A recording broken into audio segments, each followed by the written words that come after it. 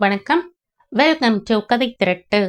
இந்த வீடியோல நம்ம என்ன கதை கேட்க போறோம்னா, உன்னை சரணடைந்தேன் கதையின் 7வது பகுதி. நம்ம சேனலை இதுவரைக்கும் சப்ஸ்கிரைப் பண்ணாதவங்க சப்ஸ்கிரைப் பண்ணுங்க. பக்கத்தில் இருக்கிற பெல் ஐக்கானை கிளிக் பண்ணி ஆல்ங்கிற ஆப்ஷனை ப்ரெஸ் பண்ணுங்க. ஸோ தட் நான் போடுற கதைகளை உடனுக்குடனே நீங்க கேட்கலாம். வாங்க கதைக்குள்ள போகலாம். சந்தடி கேட்டு எல்லோருமே அங்கே கூடிவிட்டார்கள். ஆனால் அந்த பெண் மட்டும் அழுகையையும் நிறுத்தவில்லை, அபயத்தின் காலையும் விடவில்லை. அவளே கரைந்து விடுவது போல் அப்படி அழுது தீர்த்து கொண்டிருந்தாள். ஜனகத்தினால் பொறுத்து கொள்ளவே முடியவில்லை. பாவம், என்ன கஷ்டமோ, ஏன் இப்படி அழறது? சின்ன பொண்ணா வேற இருக்காளே, என்னாச்சு? நிதானமாய் அந்த பெண்ணிடம் உட்கார்ந்தாள். அவள் தலையை நிதானமாய் தடவினாள். அந்த மயிலிறகு தடவலில் இருந்த இதம் அந்த பெண்ணின் சரீரம் பூராவுமாய் ஊடுருவி தலை நிமிர செய்தது. ஒரு வினாடி அவள் அழுகையும் நின்றது. ஜனகத்தை பார்த்த பார்வையில் கெஞ்சல் இருந்தது, அதே சமயம் நம்பிக்கையும் இருந்தது. மா, உதடுகள் இரண்டு மொட்டிக்கொண்டு பிரிந்த போது அந்த பெண்ணின் வாயில் இருந்து சத்தமில்லாமல் எழுந்த உச்சரிப்பு இது. மா. ஜனகம் அவளை தன் மடியில் இழுத்து கொண்டாள். இதோ பாருமா, நீ யாரு, என்ன பேரு, ஒன்னும் தெரியாது. ஆனா நீ என்னமோ கஷ்டத்துல இருக்கேங்கிறது மட்டும் நன்னா புரியறது. உனக்கு என்ன கஷ்டம்? அதுக்கு ஏன் எங்காத்துக்கு வந்திருக்கே? எங்களால உனக்கு உதவ முடியும்னா கண்டிப்பா செய்வோம். ஆனா நீ இப்படி ஒன்னும் சொல்லாம அழுதுன்றிருந்தா எப்படிமா? எழுந்துரு, ஏதாவது சாப்பிட்டையா? அம்மோ, சூடா காப்பி கலந்துண்டு வாமா. அம்மு கொண்டு வந்து தந்ததும் அந்த பெண்ணை குடிக்க செய்தாள் ஜனகம். வா, மூஞ்சி அலம்பிண்டு கால் அலம்பிக்கணுமா? அலம்பிண்டு வாமா, பயப்படாத, வா. ஜில் என்ற தண்ணீர் முகத்தில் பட்டதும் அந்த பெண்ணிற்கு கொஞ்சம் தெளிவு ஏற்பட்டது. புடவை தலைப்பால் முகத்தை அழுந்த துடைத்து கொண்டாள். இப்போது அவளுக்கு வெட்கம் மேலிட தலையை குனிந்து கொண்டாள். இப்ப சொல்லு, நீ யாரு, உனக்கு என்ன வேணும்? மறுபடி அந்த பெண்ணின் கண்களில் நீர் தழும்பியது. சேகர், சேகர். ஆமா, சேகர் இந்தாத்து பிள்ளைதான். என்னாச்சு அவனுக்கு? சொல்லிடிமா, வயத்த கலக்கிறதே, சீக்கிரம் சொல்லிடி. அபயாம்பிகா அலறாத குரலில் பயத்துடன் கூறினாள். ஜனகம் மாமியாரை பேசாமல் இருக்கும்படி கேட்டுக்கொண்டாள். அம்மா, சும்மா இருங்கோமா, என்னமோ சொல்ல வரா, என்னன்னு தான் கேட்பமே, பயப்படாம சொல்லுமா, சேகருக்கு என்ன, சொல்லுமா. ஜனகத்தை பார்த்தவள் இப்போதும் தைரியம் வராமல் மென்று விழுங்கினாள். கண்களில் இருந்து நீர் கொட்டுவது நிற்கவில்லை. நான் மறுபடியும் கேம ஆரம்பிக்க ஜனகத்தின் மனதில் பளீரென்ற ஒரு மின்னல் வெட்டி ஓடியது. ஒரு சீற்றம் பொங்கி பாம்பாய் படமெடுத்து நின்றது. ஆனால் வெளிப்பார்வைக்கு அமைதியாகவே தோன்றினாள். ஏமா, உள்ளவா, என்கிட்ட மட்டும் சொல்றையா? வா. உள்ளே கூட்டி கொண்டு போனாள். தலை குனிந்து நின்றிருந்த அந்த பெண்ணின் முகவாயை நிமிர்த்தினாள், தன்னுடன் சேர்த்து அணைத்து கொள்ளவும். மா, மா என்று அந்த பெண்ணின் அழுகை புகலிடம் கிடைத்த நிராதரமானவளின் நிலையில் இருந்தது. சேகர் உன்னை ஏமாத்திட்டானா? ஆமாம் என்பது போல தலையாட்டினாள் அவள். எத்தனை மாசமாறது உங்காத்துல தெரியுமா? எப்படி அவனோட உனக்கு பழக்கம் ஏற்பட்டதோ சொல்லு, என்கிட்ட எல்லாத்தையும் சொல்லு. நான் உன் பக்கம் இருந்து பேசுறேன், சொல்லு. தட்டு தடுமாறி சொன்னாள். அவள் பெயர் சந்திரா. அவள் அண்ணன் தியாகவும் சேகரும் ஒன்றாக காலேஜில் படிப்பவர்கள். அந்த நட்பில் அடிக்கடி அவள் வீட்டிற்கு வருவான் சேகர். வீட்டில் அவள் அப்பா, அண்ணன், இவள் 3 பேர்தான். தாய் இவளின் சிறு வயதிலேயே இறந்து விட்டதால் எல்லாமே அப்பாதான். சேகர் வந்து போக இருக்கவும் இவளும் சகஜமாக பேச ஆரம்பித்தது. கடைசியில் இருவரின் மனதும் காதல் வயப்பட்டது. ஒருவரும் இல்லாத வேளையில் தப்பு நடந்துவிட்டது. அதற்கு மறுநாளில் இருந்து சேகர் வருவதில்லை. ஆனால் ஒரு நாள் கூத்தே இவள் வயிற்றில் நடமாடத் தொடங்கியதில் பயந்து போன அவள் சேகரை சந்திக்க செய்த முயற்சிகள் வீணாகவும் எப்படியோ விலாசம் தெரிந்து கொண்டும் இங்கே வந்துவிட்டாள். அப்பாவுக்கு தெரிந்தால் அவளை கொன்றே போட்டு விடுவார். அண்ணனோ தன்னால் தானே என்ற உணர்வில் தற்கொலை செய்து கொள்ளவும் தயங்க மாட்டான். அம்மாவும் இல்லாததால் யாரிடம் இதை சொல்வது என்று புரியாமல் இங்கேயே வந்துவிட்டாள். அந்த சந்திரா என்னும் பெண் சொன்னதின் சாராம்சம் இதுதான். ஜனகம் அப்படியே உட்கார்ந்திருக்க அவள் மடியில் சந்திரா குலுங்கிக் கொண்டிருந்தாள். ஜனகத்தின் மனதில் ஏகப்பட்ட உளைச்சல்கள். அவளையும் அறியாமல் கண்களில் கோடாக நீர் வழிந்தது. சட்டென்ற எண்ணத்தின் குவியல்களில் இருந்து தன்னை மீட்ட ஜனகம் சந்திராவின் முதுகில் ஆதரவாய் தடவினாள். சந்திரா, எப்பவுமே பொண்ணுதான், ஜாக்கிரதையா இருக்கணுமா. எந்த ஒரு நிலையிலும் சேதமாறது பொண்ணோட சரீரமும் வாழ்க்கையும் தான். ஏன்னா அந்த பகவானுக்கே பொண்ணுன்னா அத்தனை கேவலம் போலிருக்கு. சரி, அம்மா இல்லாத பொண்ணு, நீ ஜாக்கிரதையா இருந்திருக்கணும். ஆனா அதே உனக்கு தைரியத்தையும் அஜாக்கிரதையையும் கொடுத்திருக்கு. சரி, நான் என் மாமியார் கிட்டையும் பேசி பார்க்கிறேன். சித்த, அழாம இரு. வெளியே வந்த ஜனகம் மாமியாரை உள்ளே கூப்பிட்டாள். சுமதி, அம்மு, நானு எல்லோருமாய் கண்கள் விரிய நின்றிருக்க அபயாம்பிகா உள்ளே சென்று விஷயத்தை அறிந்ததும் வாய்விட்டே கூவினாள். என்னடி இது அநியாயம்? இதுக்கு என்ன ஆதாரம் சொல்லு பார்க்கலாம். துக்களியோண்டு பொண்ணு இத்தனைக்கு துணிஞ்சிருக்குன்னா மனசுல எவ்வளவு திண்ணக்கம் இருக்கணும். சேகரோட தான் இவ இருந்தான்னு நம்ப முடியுமாடி ஜனகம்? ஐயோ பாட்டி, என்ன நம்புங்கோ. சத்தியமா எனக்கு உங்க ஆத்து பிள்ளைய தவிர யாரையும் தெரியாது பாட்டி. அண்ணாவோட வந்ததால பழக்கமாச்சே ஒழிய நான் தனியா வீட்டை விட்டு வெளியே கூட போனதில்லை பாட்டி. அதான் வீட்டுக்குள்ளேயே தனியா சமத்த காரியம் பண்ணிட்டு வந்து நிக்கிறையே, இன்னும் வெளியில வேற போகணுமாண்ணா? அபயாம்பிகா நக்கலுடன் கூறியவுடன் சந்திராவின் கேவல் அதிகமாகியது. நான் பண்ணது தப்புதான், அது எனக்கே தெரிஞ்சுடுத்து. நான் தப்பு பண்ணவே இல்லைன்னு உங்ககிட்ட சொல்லல பாட்டி. உங்களை மாதிரி பெரியவா யாரும் ஆத்துல இல்லாததால வந்த வேணதான் இது. என்ன மன்னிச்சுடுங்கோ. இனிமே நான் ஏன் வழிய பார்த்துண்டு போறேன். குளம் குட்டைக்கா பஞ்சம், உங்களை தொந்தரவு செய்ய மாட்டேன், வர. இப்போது கண்களில் நீர் இல்லை, நடையில் துவளல் இல்லை, முகம் மட்டும் சிவந்து இருக்க சந்திரா திரும்பி நடந்தாள். ஜனகத்தின் மனம் பதறி துடித்தது. ஐயோ, இந்த சின்ன பொண்ணு குளம்னு குட்டைன்னு சொல்லிட்டு போறதே, ஏடா கூடமா ஏதாவது செஞ்சுட போறதே. அம்மா, பேசாம இருக்கேளே. ஐயோ! அபயத்தையும் சந்திராவையும் மாறி மாறி பார்த்தவள் அபயம் பேசாமல் இருக்கவும் பொறுக்க முடியாமல் கூவினாள். சந்திரா, நில்லு! சட்டென்று திரும்பிய சந்திரா மறுபடியும் வேகமாய் போகத் திரும்ப தாவி போய் அவளை பிடித்து கொண்டு உள்ளே வந்தாள் ஜனகம். அபயாம்பிகாவிடம் கூறினாள். அம்மா, இந்த சந்திராவோட நிலைமையில உங்க பேத்தி இருந்தா நீங்க என்ன முடிவு எடுப்பேளோ, எப்படி நடந்துப்பேளோ அப்படியே இப்பவும் நடந்துக்கோங்கோ. நான் உள்ள போறேன், வேலை இருக்கு. சந்திரா, பாட்டி என்ன சொல்றாளோ அப்படியே செய்யுமா. உள்ளே சென்று விட்டாள் ஜனகம். அரிசி உலை கொதிக்கும் போதே அவள் மனமும் கொதித்தது. சந்திராவை நினைக்கும் போது பருப்பு வெந்து குழைவது போல் குழைந்தது. சேகரின் நடத்தையை பற்றி எண்ணும் போது அடுப்பு எரிவது போல் ஒரு ஜுவாலை அவள் சரீரம் பூராவுமாக பற்றி அந்த சூடு தாங்காமல் குமைந்து போனாள் ஜனகம். ஆனால் அடுப்படியை விட்டு வெளியே என்ன நடக்கிறது என்பதை பற்றி அறிய வரவே இல்லை. அடுப்பின் ஜுவாலை தீட்சண்யமாய் அவள் முகத்தில் பட்டு அவளே ஒரு ஜுவாலையாக இருந்தாள். கண்கள் திறந்திருந்தும் பார்வை இல்லை. சுவாசித்தபடியே இருந்தும் உயிரில்லாத ஜடம் போல அமர்ந்திருந்தாள் ஜனகம். அம்மா, பாட்டி கூப்பிடுறாம்மா, வாமா. ராதா வந்து கூப்பிடவும் ஜனகம் திடுக்கிட்டவளாய் அடுப்பை தணித்துவிட்டு வெளியே வந்தாள். ஜனகா, பொறுப்பை என் தலையில கட்டிட்டு போயிட்ட, என்னடி பண்ணுவேன்? ஹரி வந்தான்னா பிரளயமே ஏற்பட்டுடுமேடி, என்ன பண்ணுவேன் சொல்லு? ஜனகம் அபயாம்பிகாவையே பார்த்தாள். அந்த வயது முதிர்ந்த சுருக்கம் விழுந்த முகத்தில் ஏகப்பட்ட பீதி, கண்களில் ஈரம், உடலில் லேசான நடுக்கம்.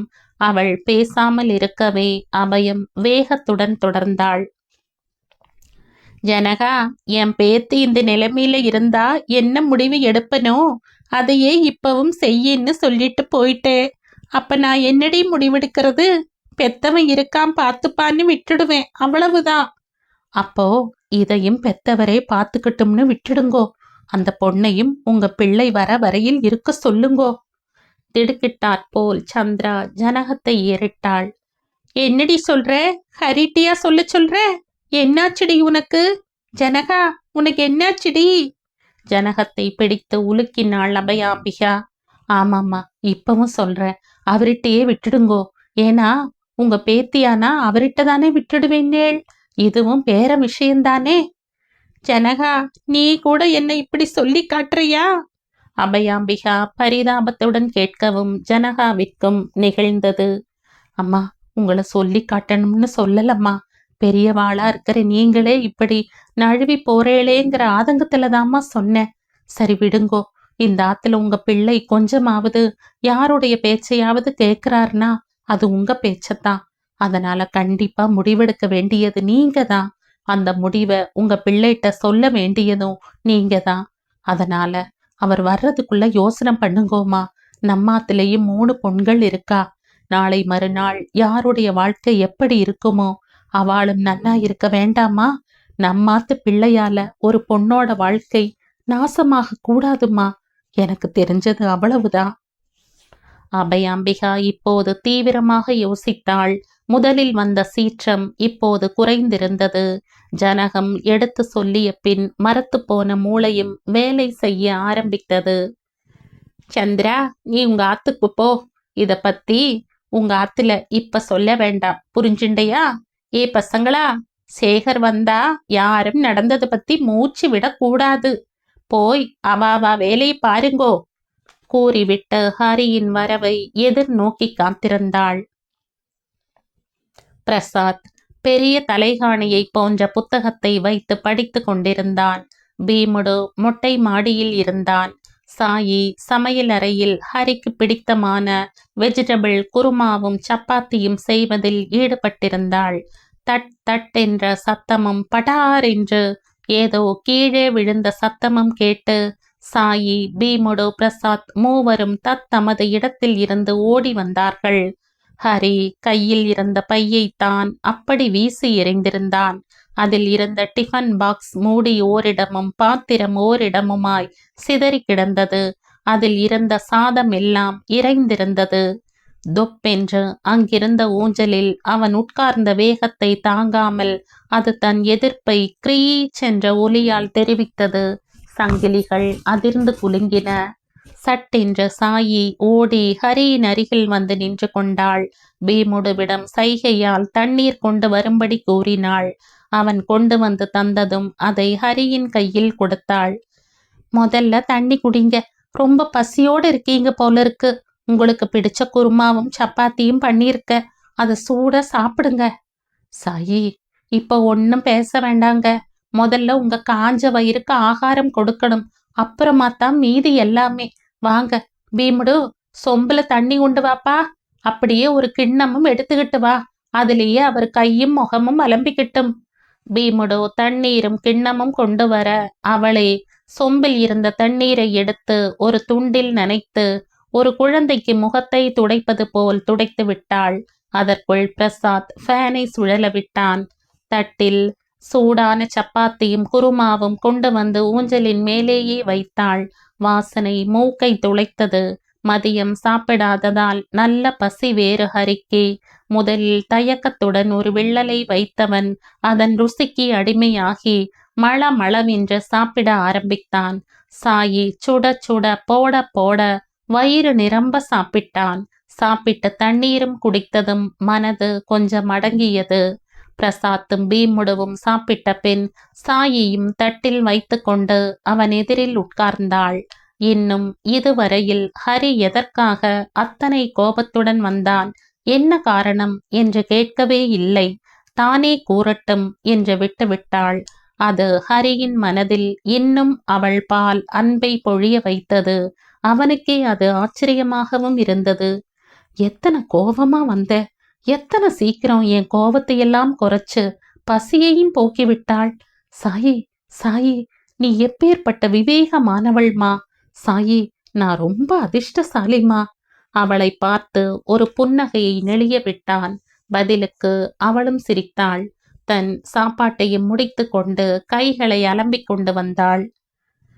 பிரசாத்தை பற்றி சிறிது நேரம் பேசினாள் சாயி. நானே இன்னைக்கு நீங்க வரணுமேன்னு நினைச்சிட்டு இருந்தேன். நீங்களும் வந்துட்டீங்க. ஏன், எதுக்கு சாயி நினைச்ச? பிரசாத்துக்கு கவர்மெண்ட் ஹாஸ்பிட்டல்ல வேலை கிடைச்சிருக்குங்க. நாளைக்கு தான் முதல்ல வேலைக்கு போக போறான். அப்ப நீங்க இருந்து ஆசீர்வாதம் பண்ணணும்னு ஆசைப்பட்டங்க. அது போலவே நீங்களும் வந்துட்டீங்க. ரொம்ப சந்தோஷமா இருக்குங்க. சாயி, நீ நினைச்சா போதும், நான் உடனே உன் முன்னால ஆஜராயிடுவேன். புரிஞ்சுண்டியா? அப்படி ஒரு மனசு நம்ம 2 பேருக்கும். நான் கண்டிப்பா. இல்ல சாயி, நாம 2 பேருமா நம்ம பிரசாத்துக்கு ஆசீர்வாதம் செஞ்சு அனுப்புவோம் சாயி. சந்தோஷந்தானே? பூரண திருப்தியுடன் தலையசைத்தாள் சாயி. இருவருமாய் படுக்கை அறையின் உள் நுழைந்தார்கள். படுக்கையில் மல்லாந்து படுத்த ஹரி மீண்டும் யோசனையில் ஆழ்ந்தான். அவன் அருகில் படுத்திருந்தும் அவன் அதை உணரவே இல்லை. சாயிக்கு புதிராயிருந்தது. அவன் அருகில் நெருங்கி படுத்தவள் அவன் மார்பின் மேல் தன் தலையை வைத்து கொண்டாள். அவளை தன்னுடன் சேர்த்து அணைத்து கொண்ட ஹரி அவள் தோள்களில் தலையை சாய்த்து விம்மினான். பதறிவிட்டாள் சாயி. அழாதீங்க, நீங்க கம்பீரமான ஆம்பிள்ளையாத்தான் இருக்கணுமே ஒழிய இப்படி அழக்கூடாது. வேணாங்க. அப்பவும் காரணம் கேட்காமல் அவனை சமாதானப்படுத்துவதில் முனைந்தாள் சாயி. சாயி, என் பிள்ளை சேகர் ஒரு பொண்ணோட விளையாடிட்டான் சாயி. அந்த பொண்ணு இப்போ ஒரு குழந்தைக்கு தாயாக போறா. அம்மா வேற அந்த பொண்ணுக்கு இல்ல. ஏன் அம்மாவானா அந்த பொண்ணைத்தான் சேகருக்கு கல்யாணம் பண்ணணுங்கிறா. அது எப்படி முடியும்னு தெரியல. அவ எங்க ஆளும் இல்ல, தெலுங்குக்காரா. முதல்ல என் பிள்ளைக்கு கல்யாணம்னு இப்படியா நடக்கணும்? அதுவும் வயிற்றுல குழந்தையோட. அவளால ஒன்னும் சீர் பண்ண முடியாது. ரொம்ப சாதாரணமான குடும்பம். சாயி, என்னோட சேகருக்கு எப்படி ஜாம்னு நிறைய வரதட்சணை வாங்கி நிறைய சீரோட எப்படி கல்யாணம் பண்ணணும்னு கோட்டங்கட்டணும் தெரியுமா? இப்ப எல்லாம் தவிடு பொடியாயிடுத்து சாயி. சேகருக்கு வாங்குற வரதட்சணையை வச்சுண்டு அம்முவோட கல்யாணத்துக்கு உபயோகப்படுத்திக்கலாம்னு இருந்தேன். ஆனா இந்த மடப்பைய இப்படி எங்கால வாரி விடுவான்னு நினைக்கவே இல்லை சாயி. அந்த பொண்ணே வந்து வீட்டுல அம்மா கிட்ட சொல்லி கதறி இருக்கு. இந்த அம்மங்குனி செய்யறதையும் செய்துட்டு வாயை துறக்காம இருந்திருக்கா. முதல்லயே சொல்லி இருந்தா ஏதாவது செஞ்சு அந்த பொண்ணை துரத்தி விட்டுருக்கலாம். அதுக்கும் வழி இல்லாம பண்ணிட்டான். இப்ப நன்னா மாட்டின்டாச்சு. அவன் மேல எத்தனை நம்பிக்கை வச்சிருந்த தெரியுமா சாயி? வீட்டுல நன்னா சண்டை போட்டுட்டு வந்துட்டேன். வீட்டுக்கே வரமாட்டேன்னு கத்திட்டு வந்திருக்க. இவனுக்கு வாங்குற பணத்துலதான் அம்மாவோட கல்யாணத்துக்கு கொஞ்சமாச்சும் தெம்பு கிடைக்கும்னு நினைச்சிட்டு இருந்தேன். இவன் இப்படி ஏமாத்திட்டானே. அம்மாவானா அம்மு கல்யாணத்தையும் நிச்சயம் செய்வேங்கிறா. இவனுக்கும் அந்த பொண்ணோட கல்யாணம் பண்ணணுங்கிறா. நான் என்ன மனுஷனா மாடா? கேடு கெட்டு ஒழியட்டும். போங்க எல்லாரும், திண்டாடுங்கோ நன்னா. திடீரென்று கத்தியவன் தானே சுய பரிதாபத்திற்காளாகி சாயியின் மடியில் கவிழ்ந்து படுத்துக்கொண்டு அழத் தொடங்கினான். வேணாங்க, அழாதீங்க. நடக்கிறதெல்லாம் நன்மைக்குன்னு நினைச்சுக்கங்க. கோபமும் படாதீங்க. அம்மாவுக்கும் பாவம், உங்களை விட்டா யாருங்க இருக்காங்க? நீங்க ஒரே மகன் இல்லையா? அவங்க மட்டும் யார்கிட்ட சொல்லுவாங்க? அழாதீங்க, எல்லாம் சரியாயிடும். சோதனையை கொடுக்கிற கடவுள் அந்த சோதனையை தீக்கிறதுக்கு வழியையும் காமிப்பாருங்க. என்ன, நம்ம அவசரத்துக்கு அந்த வழி உடனே புலப்படாது, அவ்வளவுதான். அது வரைக்கும் நாம பொறுமையா இருக்கணும். கவலைப்படாதீங்க, கண்டிப்பா எல்லாம் சரியாகுங்க. தன் மடியில் படுத்த ஹரியை குழந்தையாய் நினைத்து தட்டி கொண்டிருந்தாள். முதுகில் ஆதரவாய் தடவி கொண்டிருந்தாள் சாயி. இதமான வருடலும் மனதிற்குகந்த பேச்சிலும் இறங்கி போன ஹரி மெல்ல மெல்ல தூக்கத்திற்குள் நுழைந்தான். சாயி இப்போது விழித்து கொண்டே யோசித்தாள். ஹரியின் வருகைக்காக காத்திருந்த அபயாம்பிகா மனதினுள் கலவரமாகவே இருந்தாள். வீட்டில் இன்று என்ன அமர்க்களம் நடக்கப் போகிறதோ என்று மற்றவர்களும் தவிப்புடன் இருக்க ஜனகம் மட்டும் அமைதியாகவே இருந்தாள். சேகர்தான் முதலில் வந்தான். வீடு அமைதியாக இருப்பதை பார்த்து அப்பா வந்துவிட்டார் போலிருக்கு என்று எண்ணியவன் யாரையும் எதுவும் கேட்காமல் எப்போதும் போல சமையல் அறைக்கு சென்றான். மா, பசிக்கிறதுமா, சாதம் போடுறியா? சாப்பிட்டா மட்டும் பசி அடங்கிட போறதானா சேகர்? சட்டென்று ஜனகத்தை கண்களை சுருக்கி கொண்டு உற்று பார்த்தான். என்னம்மா, என்னமோ போல பேசுற? இல்லடா, சாப்பிட்டா மட்டும் பசி அடங்கிடுமோ? மறுபடியும் பசி எடுக்கத்தானே போறது? அதைத்தான் சொன்னேன். ஏன், உனக்கு ஏதாவது தப்பா தோணித்தா சேகர்? அதெல்லாம் இல்லம்மா. எப்பவுமே நீ அனாவசியமா பேச மாட்டியே, இன்னைக்கு என்னமோ சொன்னியேன்னு தான் கேட்டேன். ஆமாண்டா சேகர், அவசியத்துக்கு கூட பேசாம நான் இருந்துட்டதால சில சமயம் அனாவசியமா பேச வேண்டியதா போறது. சரி சரி, ரொம்ப பசியோட வந்திருக்க, சாப்பிடுப்பா. இன்னும் கொஞ்சம் சாம்பார் விடவா? இன்னைக்கு என்னமோ ஒண்ணுமே சரியில்லையே, என்னாச்சு? பேசாத அம்மா கூட 2 வார்த்தை பூடகமா பேசிட்டா. வீட்டுல என்னமோ நடந்திருக்கு. போட்டும், தானா தெரியாமையா போறது? தெரியறப்போ தெரியட்டும். யோசித்தபடியே சாப்பிட்டு முடித்தான். கையை அலம்பிக் கொண்டு கூடத்திற்கு வந்தான். நன்னா கையை அலம்பிண்டு வந்தியாடா? என்னமானும் ஒட்டின்னு இருக்க போறது? ஒட்ட அலம்பிண்டு ஒரேடியா வந்துடு. காலை நீட்டிக்கொண்டு உட்கார்ந்திருந்த அபயாம்பிகா கூறியதும் குழப்பத்தின் எல்லைக்கே போனான் சேகர். இப்போதுதான் மனதில் லேசாக சந்தேகம் துளிர்விட்டது. ஆனாலும் அதை ஒதுக்கி தள்ளினான். ஹரி உள்ளே வரும் செருப்பு சத்தம் கேட்டவுடன் கூடத்தில் யாரும் இல்லை. சிட்டாய் அவரவர் இடத்திற்கு சென்றார்கள். கை கால் அலம்பிக் கொண்டு ஹரி சாப்பிட்டு முடித்தான். உடனே மாடிக்கு ஏறப்போனான். ஹரி, உன்னோட கொஞ்சம் பேசணுமே. ஏமா, அம்மு கல்யாணத்தை பத்தி தானே? காலம்பர பேசிக்கலாமா? இப்ப என்னம்மா? அம்மு கல்யாணம் கிடக்கு, அதுக்கு என்ன இப்போ? சேகர் கல்யாணத்தை பத்தி தான் பேசணுங்கிற. சேகரோட கல்யாணமா? இப்ப என்னம்மா அவசரம்? கொஞ்சம் சம்பாதிக்கட்டுமே, பணம் காசு சேர்த்துண்டு அப்புறம் நல்ல பொண்ணா பார்த்து கல்யாணம் செய்யலாமேம்மா. இப்ப என்ன அவனுக்கு வயசா ஆயிடுத்து? ஏன் இப்படி கவலைப்படுற? நான் அவசரப்படலடே ஹரி, உன்னோட பேரன்தான் அவசரப்படுறான். நீ இப்ப சேகருக்கு கல்யாணம் பண்ண தாமதம் பண்ணேன்னு வச்சுக்கோ, தாத்தான்னு கூப்பிட்டுண்டு பேரனே வந்து நின்னுடுவான்னே. அம்மா, பெரிதாய் கோவத்துடன் கத்தினான் ஹரி. ஹரி, கத்தி பிரயோஜனம் இல்லே. சில விஷயங்கள் சத்தமில்லாம நடந்துடுறதுடா ஹரி. நடந்த பிறகு சத்தம் போட்டு என்னப்பா பிரயோஜனம்? இனிமேலாவது கொஞ்சம் நான் சொல்றத கத்தாம நின்னு கேளு. சேகர், சேகர்! எதை பற்றியும் கவலைப்படாமல் கத்தினான் ஹரி. ஹரி, வேண்டாம், கத்தாதே, அமர்க்களம் பண்ணாத. சேகர் தப்புதான் பண்ணிட்டான். இனிமே வேற வழி இல்ல. அந்த பொண்ணையே கட்டி வச்சுடும், இல்லே மானம் போகும். ஹரி நேராய் சேகரிடம் இருக்கும் இடத்திற்கு சென்று அவனை இழுத்து கொண்டு நடு கூடத்துக்கு வந்தான். சேகர், உண்மையை சொல்லு. அம்மா என்னமோ சொல்றாளே, அது நிஜமா? சொல்லு. இல்ல நீ யாரையாவது விரும்பி அது நடக்கிறதுக்கு நான் தடையா இருக்கேன்னு இப்படி பொய் சொல்றியா? சொல்லுடா, நிஜத்தை சொல்லு, உருமினான் ஹரி. சேகர் தலை குனிந்து நின்றான். கண்கள் எழவே இல்லை. டேய், ஏண்டா பேசாம இருக்க? அப்பா அம்மா சொன்னது நிஜமா? எத்தனை தெடாவிட்டுடா உனக்கு, எத்தனை துணிச்சல்றா உனக்கு? இப்படியா என் வாயில மண்ணை போடுவ கடங்கார பயல உன்ன? ஹூங்காரம் செய்தபடி அவனை அடிப்பதற்கு கையை ஓங்கினான் சேகர். அதை தன் வலுவுடன் பிடித்து நிறுத்தினான். இதை எதிர்பாராத ஹரி உறைந்தே நின்றான். ஒரு வினாடிதான். மறுபடியும் இயல்பான அவனுடைய கோபம் தலைக்கேற பலவந்தமாய் தன் கையை விடுவித்து கொண்டு அவனை மறுபடியும் அடிக்க முயல சேகர் ஆவேசமானான். பா, கைய கீழே போடுங்க, இல்லைனா உங்களோட மரியாதை தான் போயிடும். என்னடா சொன்ன? மரியாதை போயிடுமா? யாரோட மரியாதைடா? மரியாதை கிட்ட பயல.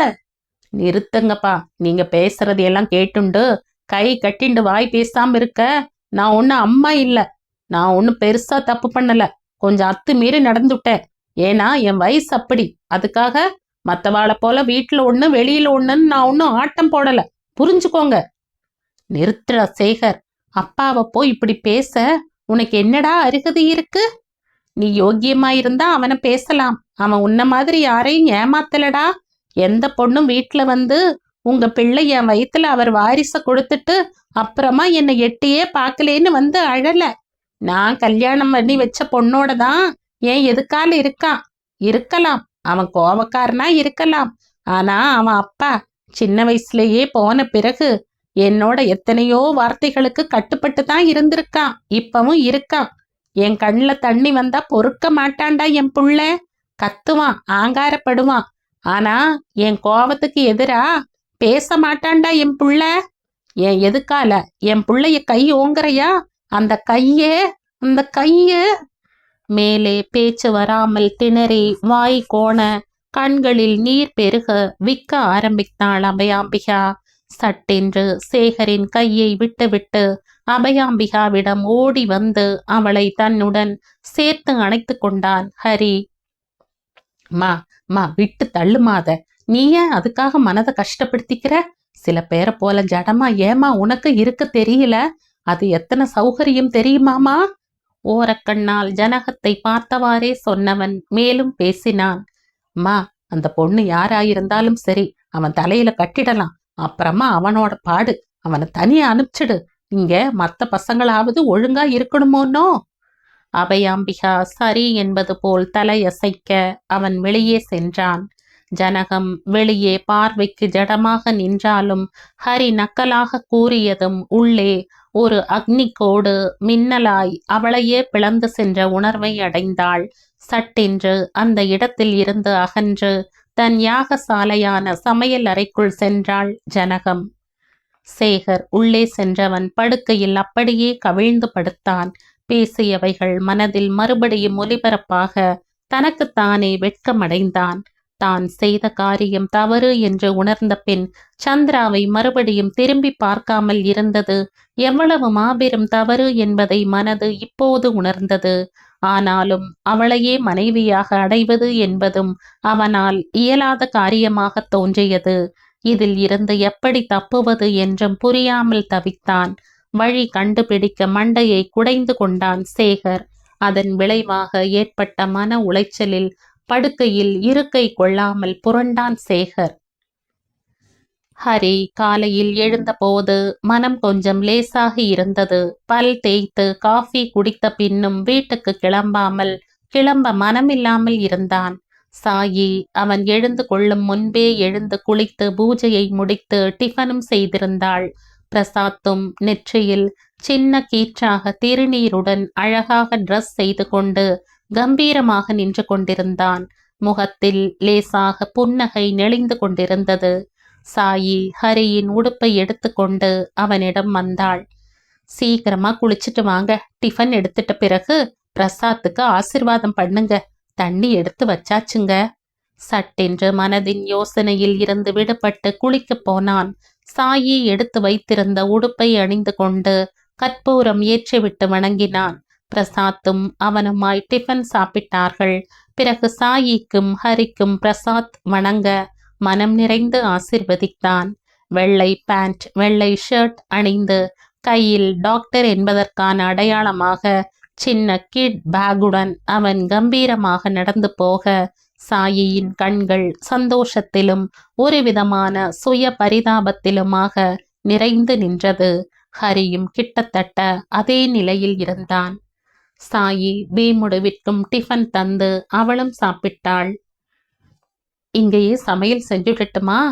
வேணாம் சாயி, மனசுல என்னமோ கலவரமா இருக்கு. வீட்டுக்கு போயிட்டு ஆஃபீஸ் போறேன். சாயி, நீ ஒன்றும் கவலைப்படாத. எதுவானாலும் உங்ககிட்ட வந்து கண்டிப்பா சொல்ற. பிரசாத்துக்கும் ஆஸ்பத்திரி எப்படி இருந்தது, மற்றவங்கெல்லாம் இவங்கிட்ட எப்படி நடந்துண்டாங்க, அவனுக்கு பிடிச்சதா எல்லாம் கேட்கணும் சாயி. கண்டிப்பா சாயந்தரமா வரட்டுமா? சாயி புன்னகையுடன் அவனுக்கு விடை கொடுத்தாலும் மனம் அவனுக்காக சஞ்சலப்பட்டது. கடவுளை வேண்டியது. வீட்டிற்குள் நுழையும் முன்பே ஏதோ அசம்பாவிதம் நடந்திருக்கிறது என்கிற அளவுக்கு மனசுக்கு தோன்றிவிட்டது. வயிற்றில் ஒரு சங்கடம் பரவி நின்றது. அபயாம்பிகா கூடத்து சுவரில் தலைவிரி கோலமாய் உட்கார்ந்து அழுத கண்களும் சிவந்த மூக்குமாயிருந்தாள். சுமதி அருகில் உட்கார்ந்து சமாதானப்படுத்தி கொண்டிருந்தாள். மற்றவர்கள் கண்களில் பீதி நிறைந்திருக்க செய்வதறியாமல் நின்றிருந்தார்கள். ஜனகத்தின் முகம் ஏகமாய் சிவந்து இறுகியிருந்தது. கண்கள் கலங்கி பழுப்பு நிறத்தில் இருந்தது. ஹரி உள்ளே கால் வைத்ததும் தான் தாமதம். ஹரி, மோசம் போயிட்டோண்டா, ஹரிப்பா, கண்ணா என்று பெரியதாய் குரலிட்டு கதறினாள் அபயாம்பிகா. அம்மா, என்னம்மா, ஏமா, என்னாச்சுமா? அபயத்தை அப்படியே தன்மேல் சாய்த்து கொண்டு அவள் கண்களை துடைத்தபடியே கேட்டான் ஹரி. ஹரி கண்ணா, அம்மு கல்யாணத்துக்குன்னு வச்சிருந்த 30 பவுன் நகையை எடுத்துண்டு சேகர் ஓடி போயிட்டான்டா. போய் அவன் எழுதி வச்சிருக்கிற கடிதாசி எடுத்து படிடா. அம்முவோட நகைய என் செலவுக்கு எடுத்துட்டு போறேன்னே எழுதி வச்சுட்டு போயிருக்காண்டா. அந்த பொண்ணை கல்யாணமும் பண்ணிக்க மாட்டானாம், இஷ்டம் இல்லையாம். அதனாலதான் ஆத்த விட்டு போறானாம். ஹரி, அந்த பொண்ணு ஏதாவது பண்ணிடுத்துன்னா என்னடா பண்றது? பொன் பாவம் பொல்லாதுப்பா. இந்த கடங்காரன் இப்படி பண்ணுவான்னு தெரியாம போயிடுத்தே கண்ணா. ஹரி, ஒண்ணுமே புரியலையேப்பா ஹரி. இடி விழுந்தது போன்ற நிலை ஏற்பட்டது ஹரிக்கு. 30 பவுன் நகையையும் எடுத்துட்டு போயிட்டானே, அம்மு கல்யாணத்துக்கு என்ன பண்றது? போன கம்மநாட்டி சும்மா தொலைஞ்சிருக்க வேண்டியது தானே, இப்படி ஒரு அக்கிரமம் பண்ணிட்டு போயிட்டானே. அபயாம்பிகா ஹரி பேச்சில்லாமல் வாயடைத்து போய் உட்கார்ந்திருப்பதை பார்த்து பயந்து போனாள். சட்டென்று தன் பிரலாபத்தை நிறுத்தினாள். ஹரியை உலுக்கினாள். ஹரிப்பா, ஹரி, இங்க பாருடா ஹரி. அம்மா, என்ன சொன்ன? ஹரி, வேண்டாண்டா, இப்படி அதிர்ந்து போவேன்னு நினைக்காம சொல்லிட்டேன்டா. போனா போட்டும், அம்மு கல்யாணத்துக்காக கவலைப்படாதப்பா. நம்ம வாழைத்தோப்பு இருக்கு பாரு, அத விலை பேசிடலாண்டா. நீ கவலைப்படாத கண்ணப்பா, போனவன் போனவனாயவே இருக்கட்டும். நீ கவலைப்படாதடா, நான் இருக்கேன்டா உனக்கு. அப்படியே சரிந்து தாயின் மடியில் தலையை வைத்து படுத்து கொண்டான் ஹரி. கண்களில் இருந்து நீர் வழிந்தது. ஆனால் கண்களோ மூடித்தான் இருந்தது. அபயாம்பிகா அவன் தலையை மிருதுவாக தடவி கொண்டிருந்தாள். அவளும் சத்தமின்றி கண்ணீர் விட்டு கொண்டிருந்தாள். ஜனகம் தன் அத்தனை மன உணர்வுகளையும் எப்போதும் போல உள்ளடக்கி தன் வேலைகளை கடமையாக செய்து கொண்டிருந்தாள். மற்றவர்கள் சாப்பிட்டோம் என பேர் பண்ணிவிட்டு படுக்க சென்றார்கள். எத்தனை நேரம் ஆயிற்று என்று தெரியாது. அபயாம்பிகா பசி, களைப்பு, ஆற்றாமை எல்லாவற்றாலும் தாக்கப்பட்டு அப்படியே மயங்கி சாய்ந்தாள். அம்மா, அம்மா! பயந்து போன ஹரி நானுவை டாக்டரை கூட்டி வர விரட்டினான். நானு வெளியே ஓட ராதாவும் அம்முவாய் பாட்டியின் முகத்தில் தண்ணீர் தெளித்தார்கள். மலங்க மலங்க விழிக்கும் பாட்டியை பிடித்து கூடத்து சோஃபாவில் படுக்க வைத்தார்கள். சூடான ஹார்லிக்ஸ் கரைத்து வந்த ஜனகம் அபயாம்பிகாவை நிதானமாய் எழுப்பி உட்கார வைத்து அவள் மறுக்க மறுக்க கண்களாலேயே கெஞ்சி சிறிது சிறிதாய் புகட்டி குடிக்க வைத்தாள். டாக்டருடன் வந்த நானு பாட்டியை காண்பித்தான். வயசாயிடுத்தோ, ஏதோ மனசுல கலவரப்பட்டிருக்கா. அதிகமா அவளுக்கு தொந்தரவு தராம பாத்துக்கோங்கோ. மன நிம்மதிதான் இந்த அம்மாவுக்கு நல்ல மருந்து. இருந்தாலும் கொஞ்சம் மருந்து டானிக் தரேன். அதிகமா அலட்டாம பூ போல வச்சுக்கணும். டாக்டர் தன் கடமையை முடித்து சென்றார். அன்று ஆபீஸ் போகும் மனநிலையில் ஹரி இல்லை. கூண்டுக்குள் அகப்பட்ட புலியாய் வீட்டிலேயே அலைந்து கொண்டிருந்தான். சாயியிடம் போக மனம் துடித்த போதும் வீட்டு சூழ்நிலை போக முடியாதபடி தடுத்ததால் மனதின் கவலைகளும் ஆதங்கங்களும் கோபமாய் மாறி அவனை அடிப்பட்ட புலியாய் மாற்றியிருந்தது. வீடே மயான அமைதியில் மூழ்கி இருந்தது. அபயாம்பிகாவின் பலகீனமான குரலின் புலம்பலும் முனகலந்தான் அவ்வப்போது கொஞ்சம் சலசலப்பை ஏற்படுத்தியது. நேரம் மதியத்தை கடந்ததால் மோர் சாதமாக கரைத்து வந்து அபயாம்பிகாவிற்கு புகட்டினாள் ஜனகம். அபயாம்பிகாவினால் இப்போது மறுக்க இயலவில்லை. மனம் மறுக்க நினைத்தாலும் சரீரம் இடம் கொடுக்கவில்லை. கண்களில் இருந்து நீர் வழிவது மட்டும் நிற்கவில்லை. மோர் சாதத்துடன் கலந்து வாயில் உப்பு கரித்தது. ஹரி, சாப்பிட்டானடி? இல்லம்மா, யாரு கூப்பிடுறது? சுமதிக்கு இன்னும் தைரியம் வரலையேம்மா. ஆத்துல வேற எந்த பசங்களும் இல்ல. என்ன பண்றதுன்னு புரியல. நீ சாப்பிட்டியோமா? அதற்கும் தலையை அசைத்து மறுப்பு தெரிவித்தாள். அபயாம்பிகாவிற்கு ஒரு பக்கம் கோபமும் ஒரு பக்கம் பாவமுமாய் தோன்றியது. சுமிய கூப்பிடு ஜனகம். அம்மா, அவளுக்கு சுமிய கூப்பிடு சொல்றேன், நான் பேசிக்கிறேன். சுமதி பாட்டியின் அருகில் வந்தாள். அவள் இடுப்பில் 3 வயது பிரேமா மலங்க மலங்க கண்களை உருட்டி கொண்டு உட்கார்ந்திருந்தது. பிரேமா குட்டி, பாட்டிட்ட வா. வாடி கண்ணா, பாட்டி சொல்றத கேட்பியோன்னோ கண்ணாட்டி. தலையை அழகாக அசைத்தாள் பிரேமா குட்டி. பிரேமா குட்டி, மாடியில ஹரி தாத்தா படுத்துட்டு இருக்கார், போய் மம்மு சாப்பிடவான்னு கூட்டிண்டு வரியாடி கண்ணா. சரி பாட்டி சொல்லிவிட்டு அந்த சின்ன பூ ஒவ்வொரு படியாய் சந்தோஷத்துடன் ஏறியது. ஹரி படுக்கையில் மல்லாந்து படுத்திருந்தான். டாட்டா டாட்டா சின்ன குரலில் பிரேமா அழைத்தாள். மரத்து போன மூளையில் அந்த பிஞ்சின் குரல் காதில் விழவே இல்லை. சுற்றி வந்து தாத்தாவின் கைகளை தொட்டாள் பிரேமா. சிலிர்த்தபடியே திடுக்கிட்ட தலையை திருப்பினான் ஹரி.